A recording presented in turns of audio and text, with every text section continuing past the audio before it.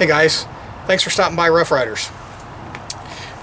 As some of you may know, about 2 months ago, my wife and I purchased this 2015 Acura MDX.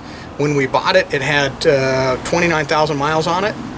And while I know the dealer did an oil change before I drove off the lot and did an inspection, I don't have the full service records on this vehicle, so I don't know when all the routine maintenance was really done. So I want to go ahead and start it off with some fresh fluids, so I'm going to be going through it and doing a bunch of the fluid changes on this, and so I thought I'd do some step-by-step videos on these. The one we're going to do right now is we're going to go ahead and do a drain and fill on the transmission fluid. So let's jump into that. Let's take a look at the tools that are required and get this process started. Okay, tools you need for the job. Some wheel chocks to chock your wheels so the car doesn't move on you as you're jacking it up. Some jack stands. Then you need a breaker bar to break some of the filler bolts or the drain bolts loose. A torque wrench capable of doing around 35 foot-pounds. A 3/8 inch ratchet plus a 10mm socket. A short extension will help. Either a set of pushpin pliers or a straight edge screwdriver.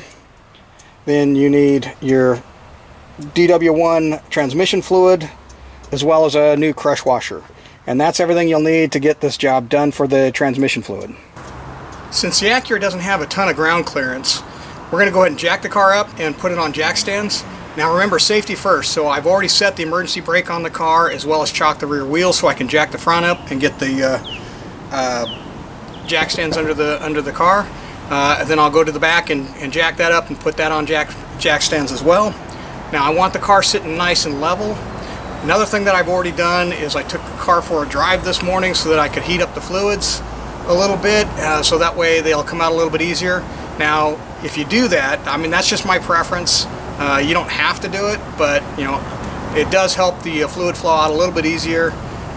So you know, that's why I go ahead and do that. But remember that if you do that, you're going to be working with hot components under there, so you know, exercise caution and be careful. So I'm going to use this point right here to jack the front up.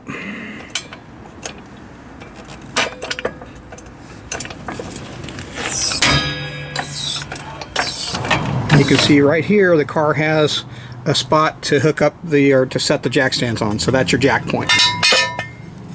For the rear, I'm going to jack up using this point right here.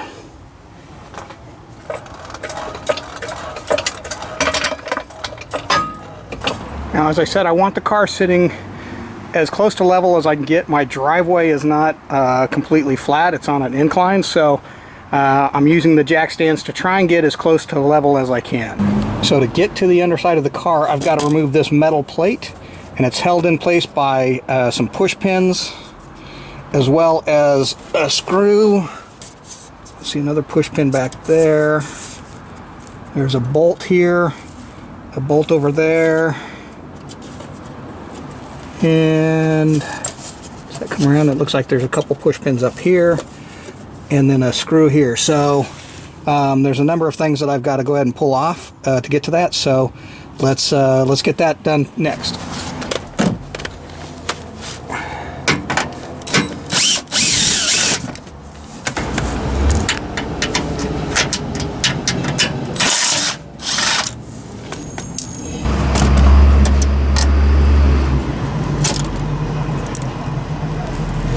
These are a little fragile, so they could break on you coming out.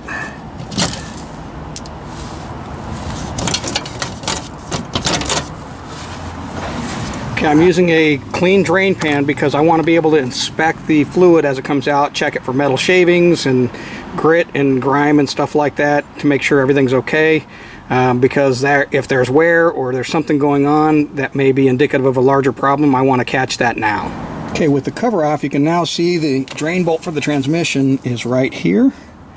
And so we're going to go and break that loose. Now, there's about 3.5 quarts that are going to come pouring out of there.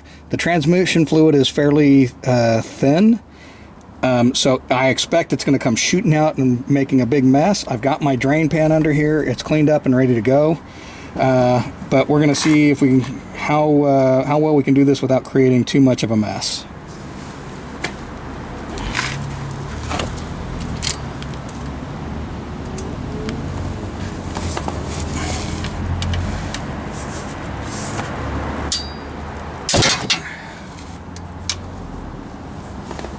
That did break it free. Alright.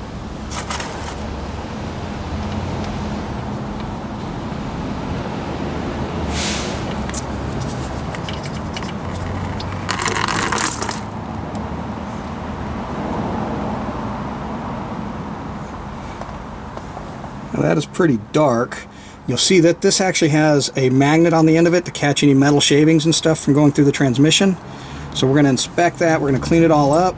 We're going to inspect the fluid and everything as it finishes draining, and then we'll start filling it back up. So while the fluid's draining underneath the car, we're going to go ahead and get the top ready to refill the fluid. Now there is a fill bolt that you can pull, but it's buried underneath a bunch of stuff, so it's going to be a little bit easier just to fill it up through the dipstick tube. So we're going to pull all this off just like we've done on previous videos. Want to make sure your funnel is clean so you're not putting any debris in there. This looks pretty good.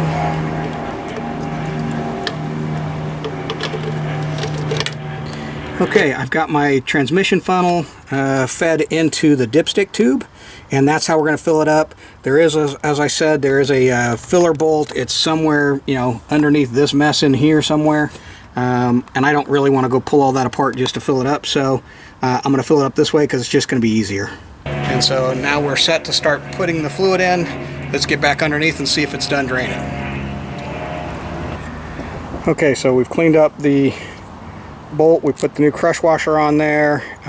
Everything looks good. No dings or anything like that, so I think we're okay. We'll pop that in right now. Okay, we're down to a slow drip, so I think we're okay to go ahead and put everything back in.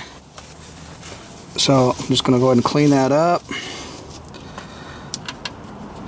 I already put my anti-seize on my threads.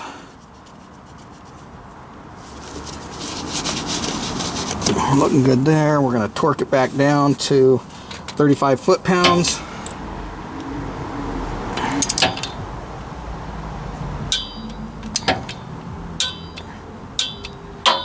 Alright, give that one last cleaning, and I think we're good to go there. Let's clean up all my mess so that way if there's any leaking and stuff I will be able to spot it.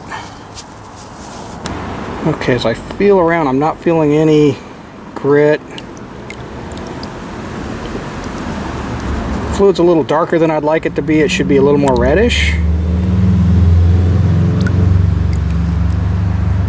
But I'm not seeing any metal flakes or anything in there. So I think it's okay. It just needed a good fluid change. So let's dump this into a container and check how much we've drained out. It should be right around 3.5 quarts from the research I've done. But you know, we want to measure it because you do want to make sure that you get your fluid levels right. Now, fortunately on this model MDX, you do have a dipstick, and so you can measure it and adjust pretty easily. On the newer models, they don't give you that, so it's a much more complex process to get the fluid levels just right. But measuring what I pulled out should give me a pretty accurate idea of what I need to put back in. There's the total amount of fluid in the transmission is supposed to be around 9 quarts or so, and you get out a little over 3 quarts each time. So generally, if you want to do a full fluid change, you need to do this process 2 to 3 times, because you'll get about 1/3 of the fluid out each time. Okay, so to measure how much fluid I'm pulling out, I went ahead and grabbed a jug and pre-measured it, marked it with half-quart intervals, so that I can see how much fluid I pulled out of this thing as I fill this up. So let's take a look at that. So it got a little messy, but it looks like I pulled just over 4 quarts out.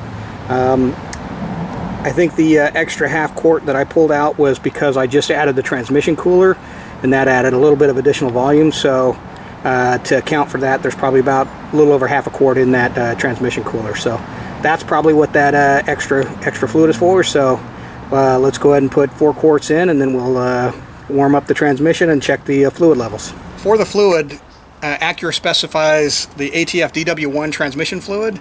This is the Honda automatic transmission fluid that they produce. You can probably use some other stuff. I'm going with the factory specs just because you know, that's what it calls for.